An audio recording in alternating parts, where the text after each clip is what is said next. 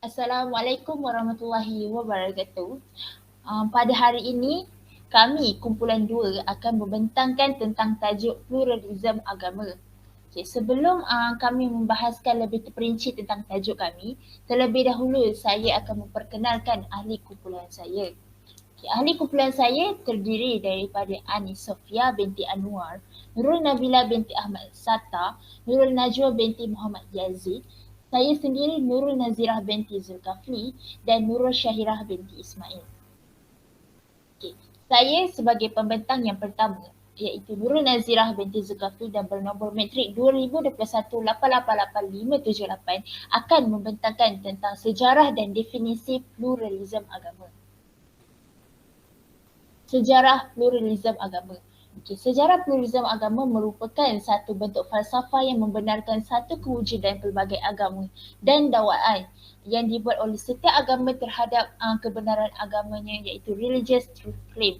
Okay, disebabkan terlalu banyak andaian yang diperoleh, maka ramai pemikir dan ahli teologi barat mendukung fahaman pluralism agama adalah satu-satunya jalan keluar dalam menangani sikap saling memerangi atau memusuhi dan tidak toleransi masyarakat beragama iaitu religious intolerance. Walaupun sesama penganut Kristian Katolik, Protestan, Mormon dan lain-lain, mahupun antara penganut Kristian dengan penganut Yahudi ataupun ketegangan antara dunia barat dengan dunia Islam. Okay, pluralism agama juga semakin mendapat tempat di dunia Islam kerana hebat dibicarakan pada khususnya selepas peristiwa 11 September 2001 yang dilihat sebagai respon balas dalam menangani sikap ekstremisme dan terorisme yang dilakukan oleh segelintir umat Islam. Okay, seterusnya kita akan ke sejarah menurut pelbagai pendapat. Banyak pendapat yang membicarakan mengenai sejarah dan perkembangan pluralism agama.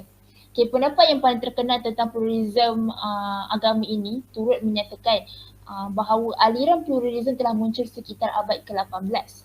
Pemikiran pluralism agama ini juga muncul pada masa pencerahan Enlightenment Eropah, di mana pada ketika itu manusia itu sendiri diwarnai dengan pemikiran di Eropah bermula hasil konflik antara gereja dan kehidupan di luar gereja.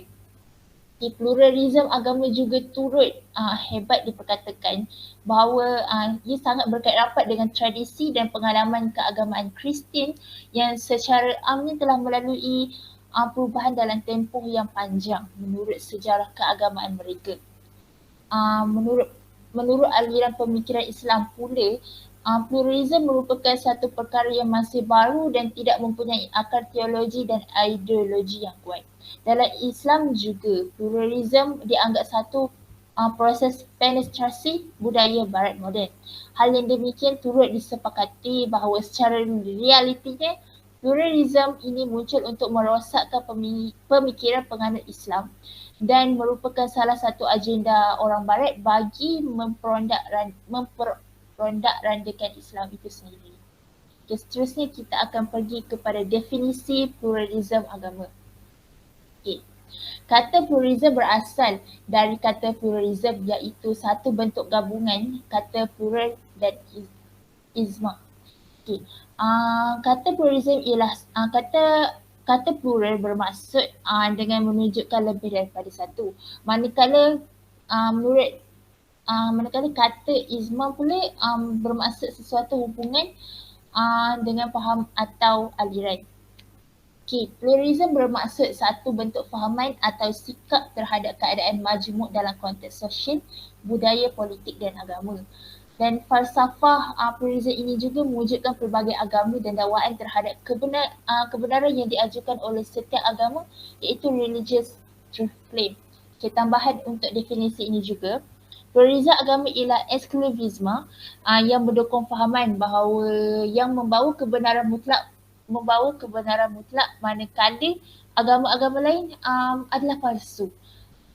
Satu lagi istilah lain yang boleh kita katakan turut dipopular pada zaman tersebut ialah sebagai jalan tengah di antara pluralisme dan eksklusivisme, iaitu eksklusivisme yang bermaksud wujudnya satu agama yang wujudnya satu agama yang mutlak, manakala agama-agama lain hanyalah sebahagian daripada kebenaran mutlak itu. Okay, sekian sahaja daripada saya. Seterusnya saya akan memberikan kepada pembentang yang seterusnya. Seterusnya, saya Nurul Nabila binti Ahmad Satta akan menerangkan tentang ciri-ciri pluralisme. Pluralisme dalam Islam boleh dikenalpasti dengan pelbagai ciri. Bagaimanakah ciri-ciri ini boleh dikaitkan dengan ajaran Islam? Di sini terdapat 4 ciri utama yang telah dijelaskan dalam buku Islam dan Humanisme. Iaitu, yang pertama, pluralisme berkaitan dengan proses penyelenggaraan dalam kebersamaan. Ini juga mengunjung hak dan kewajipan setiap individu dalam kumpulan. Kedua-dua perkara ini disertai dengan sikap menghormati perbezaan dalam kebersamaan. Yang kedua, pluralisme ini menunjukkan dirinya sebagai satu bentuk untuk membangunkan dan meningkatkan upaya daya saing seorang individu. Perkembangan dan penambahbaikan ini mungkin dapat direalisasikan dengan sikap jujur, terbuka dan juga adil. Ciri-ciri ini berkaitan dengan usaha menghapuskan pendapat bahawa dalam kehidupan bermasyarakat sebenarnya terdapat satu golongan yang mendominasi golongan lain. Biasanya ada kumpulan majoriti yang berasa lebih tinggi daripada kumpulan minoriti. Walau bagaimanapun, pada hakikatnya itu mungkin tidak berlaku. Yang ketiga adalah pluralisme mesti diletakkan dalam kedudukan berkadar, iaitu kedudukan yang stabil. Contoh salah satu cirinya ialah wujud pandangan berbeza. Pandangan inilah yang menjadi pendorong untuk mewujudkan persegaran yang dinamik dalam kehidupan. Dan bukannya mekanisme untuk menghancurkan satu kumpulan terhadap kumpulan yang lain. Yang terakhir adalah pluralisme menunjukkan perasaan pemilikan bersama. Perasaan kekitaan mempunyai matlamat untuk kebaikan bersama dan diusahakan bersama. Ini bermakna pluralisme ini menganggap semua agama itu adalah sama dan setara. Tiada yang tinggi, tiada yang rendah, tiada yang dianggapkan, tiada tindas dan tiada pula yang paling baik dan yang paling buruk. Setelah kita mengenal pasti semua ciri-ciri yang disenaraikan ini, maka sudah jelas dan nyata bahawa mengapa Islam mengharamkan pluralisme agama itu. Islam menghargai pluralisme agama yang lain tetapi tidak menganggap semua agama adalah sama. Dengan arti kata lain, Islam ni menganggap bahawa Tuhan yang kita sembah ni, orang Islam sembah adalah Tuhan tidak sama dengan Tuhan yang disembah oleh agama lain. Tetapi berbeza dengan sudut fahaman pluralisme kerana ia mengajarkan konsep kesetaraan atau persamaan, iaitu ia menganggap semua agama adalah sama. Dalam surah Al-Kafirun ayat 6 Allah telah berfirman, Bismillahirrahmanirrahim, Lakum dinukum waliyadin, yang bermaksud untuk kamu agama kamu dan untuk aku agama aku. Maksudnya di sini kita boleh nampak setiap agama tu berbeza. So sebagai orang Islam, kita perlu berhati-hati dan berwaspada dengan gerakan fahaman bersama agama ini. Kerana matlamat akhir gerakan ini adalah menghapuskan semua agama. Sebab pluralisme ni agama yang meletakkan nilai akal lebih tinggi berbanding segala-galanya. Maka kat sini dia akan membuatkan agama itu tidak penting lagi, tak ada peranan lagi. Jadi kita sebagai umat Islam telah berpegang teguh dengan agama Allah, iaitu agama Islam, supaya kita ni tidak mudah terpesong dengan ajaran-ajaran yang boleh menyesatkan akidah kita. Okey. Assalamualaikum warahmatullahi wabarakatuh. Nama saya Nurul Najwa binti Muhammad Yazid.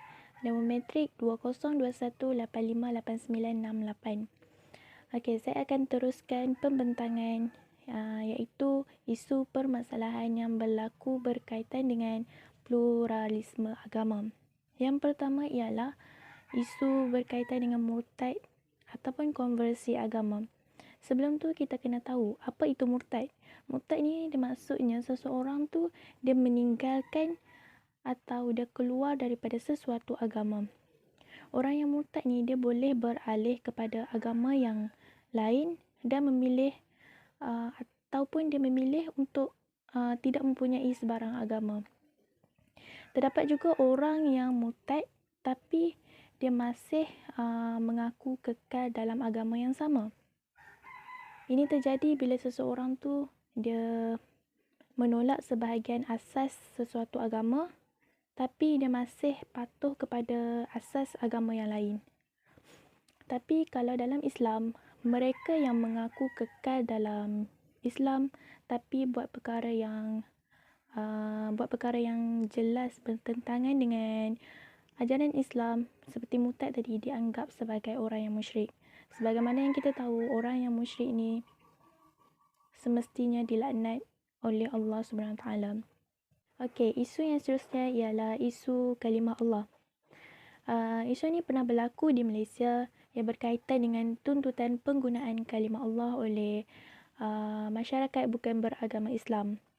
Isu ni dia mula menjadi kontroversi apabila akhbar mingguan iaitu The Herald dia menuntut Kementerian Dalam Negeri KDN untuk membenarkan mereka ni menggunakan perkataan kalimah Allah dalam penerbitan akhbar mereka.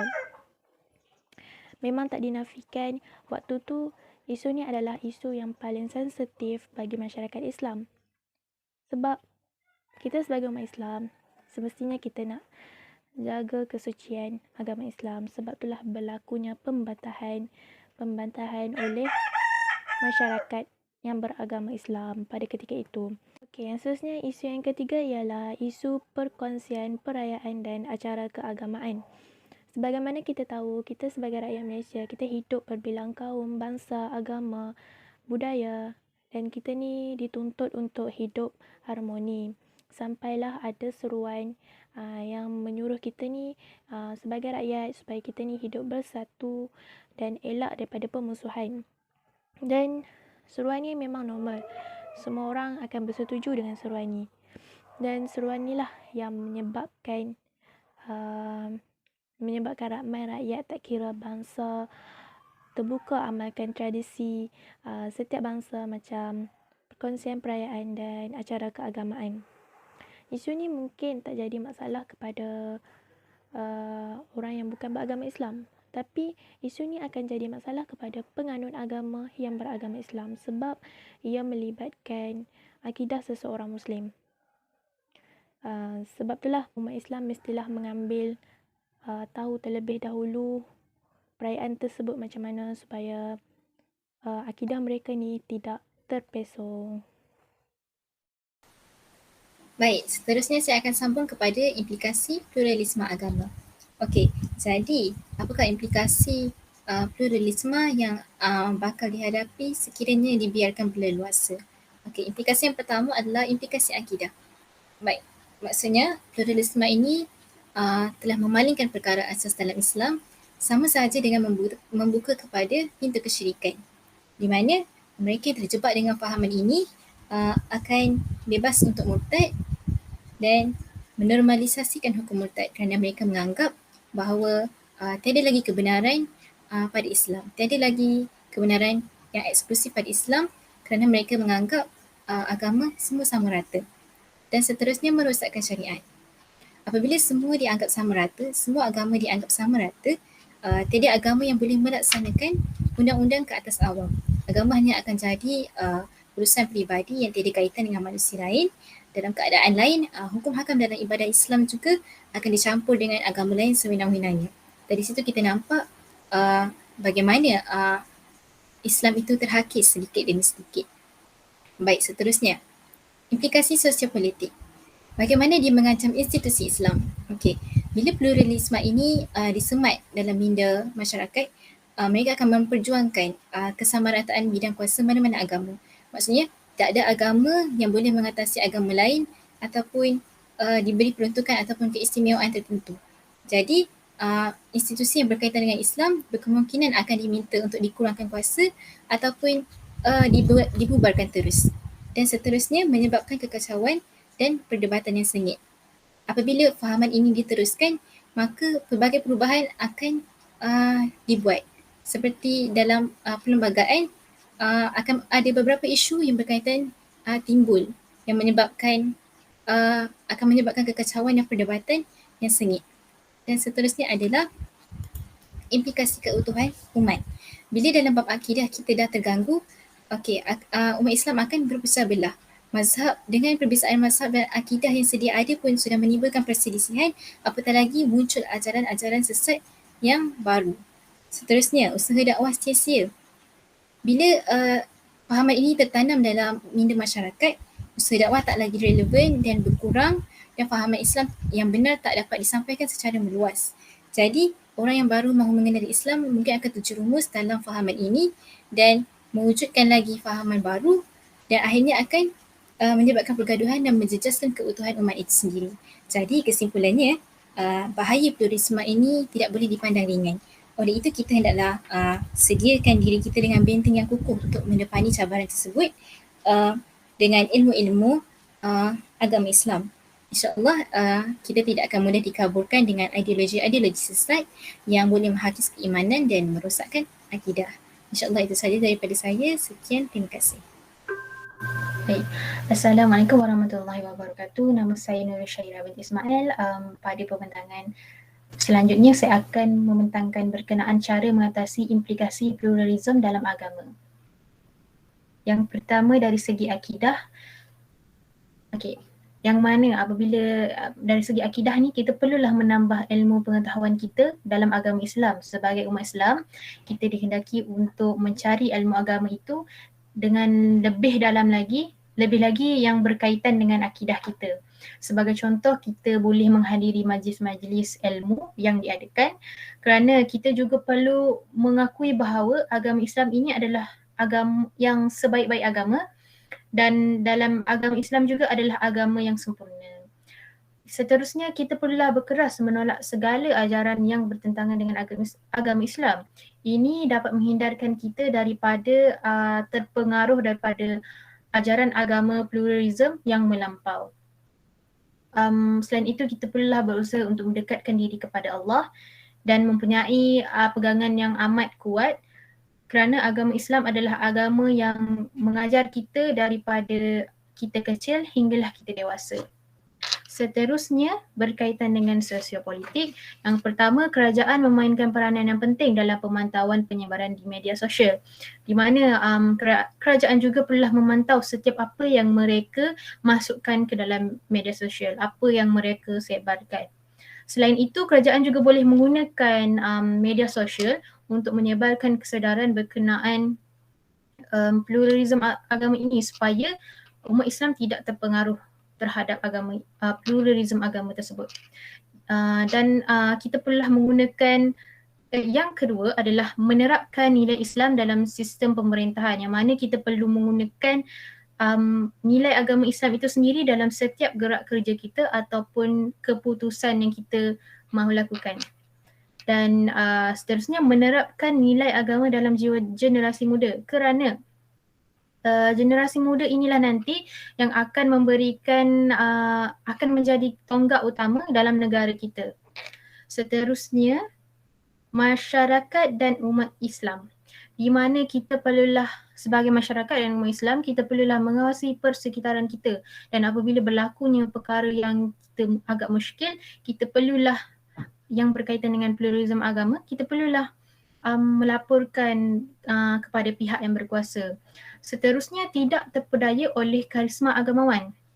Sebagai contoh, kita tidak perlu terpedaya kepada karisma seperti rupa paras ataupun merdunya suara mereka, kerana agama Islam itu menekankan tentang ilmu yang dipelajari, bukan sahaja rupa paras ataupun luaran, tetapi dari segi apa yang disampaikan oleh pendakwah tersebut. Kesimpulannya adalah daripada pembentangan-pembentangan yang telah dilakukan, kita mengetahui sebenarnya banyak percanggahan yang berlaku di antara pluralisme agama itu sendiri dengan agama Islam. Kerana kita mengetahui bahawa pengaruh dan pandangan pluralisme agama ini mengganggu akidah seseorang umat Islam. Oleh itu, kita sebagai umat Islam, kita perlu berhati-hati dalam menerima sebarang maklumat. Bukan sahaja menerima sebarang maklumat, bahkan apabila kita menyebarkan sesuatu maklumat kepada orang ramai. Oleh itu, sekian sahaja daripada kami, daripada pembentang-bentang. Sekian, terima kasih.